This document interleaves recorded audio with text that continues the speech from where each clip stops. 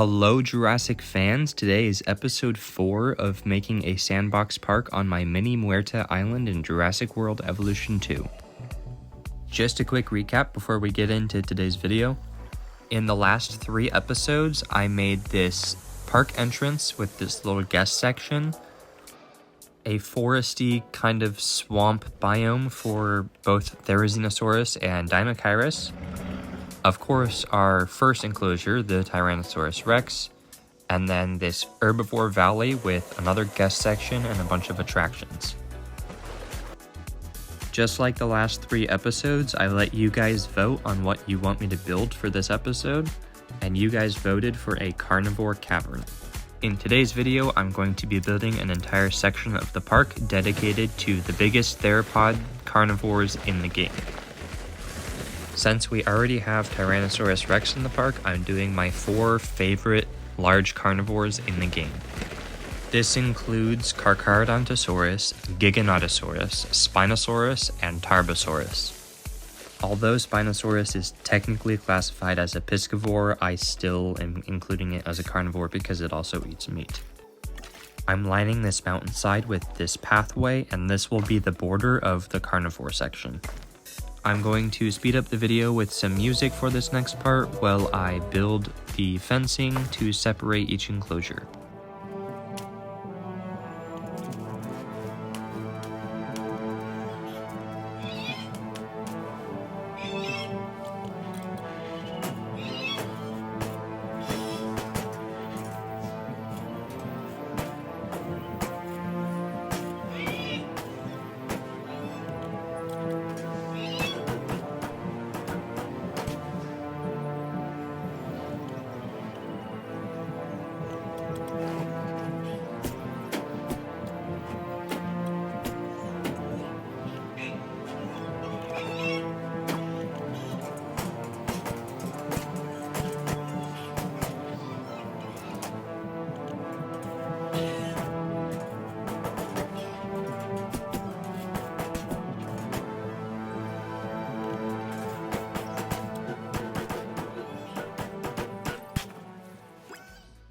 I was satisfied with the size and shape of each section, so I decided to start editing the terrain and environmental aspects of each enclosure, customizing the biomes the way I saw fit.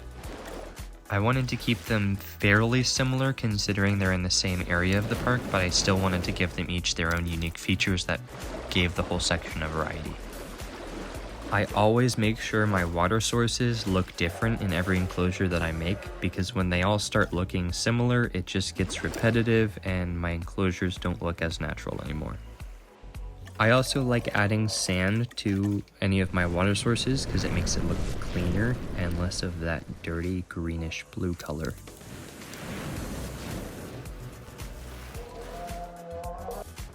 Having flat ground is a big pet peeve of mine, so I always make sure to raise and lower the terrain to pretty much all of the enclosures that I make. I also love lining the tops of raised terrain with a darker material like dirt or rock, just because it gives it a sharper and more vibrant look. Next, I just decided which of the viewing attractions I wanted to place in each of the enclosures, whether it was the log viewing gallery, the dome viewing gallery, or just a viewing platform. After that was done, I just needed to fill in the rest of the open areas with trees and different types of foliage and rocks, and this would pretty much be complete. But here's some more music so you don't have to continue hearing my voice.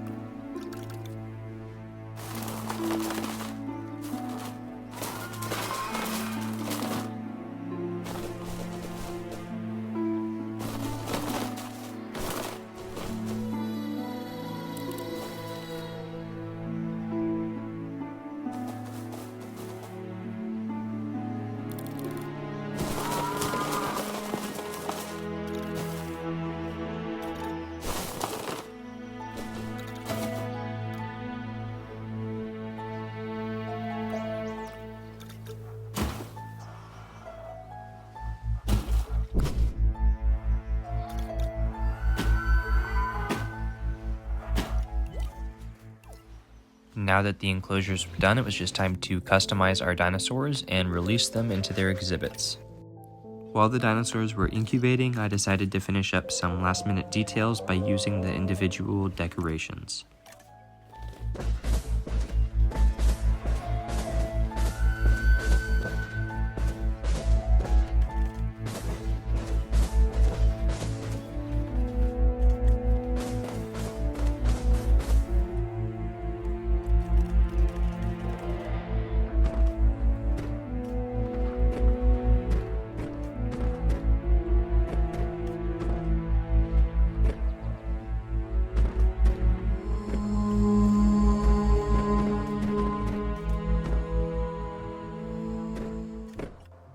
Now I was ready to release the dinosaurs into their enclosures. First, I did 2 Charcharadontosaurus in this rocky exhibit next to the beach. Then I did Spinosaurus in the exhibit with all the water, so it was in its natural habitat. 2 Tarbosaurus. And then 2 Giganotosaurus, which I had separated one at a time for some reason. With that, the Carnivore cavern was finished, although it's not really a carnivore cavern, it's sort of more of a carnivore beach, but you get the gist of it. Also, I decided I wasn't done after all and started adding guest decorations to decorate the path. Cue the music.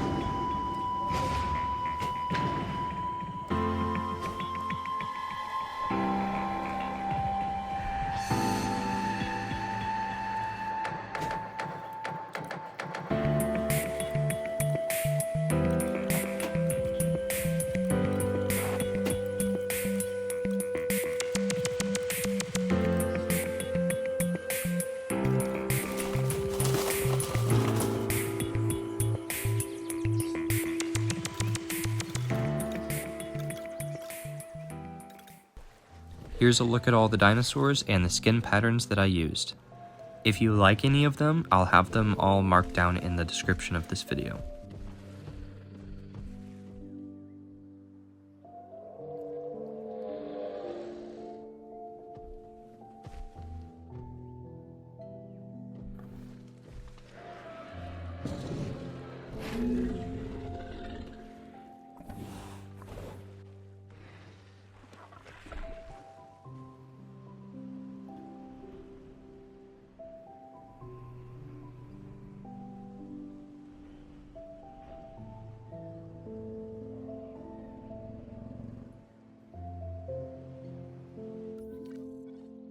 That's gonna sum up everything for this video, but I hope you guys enjoyed. If you did, please consider leaving a like and possibly subscribing to my channel.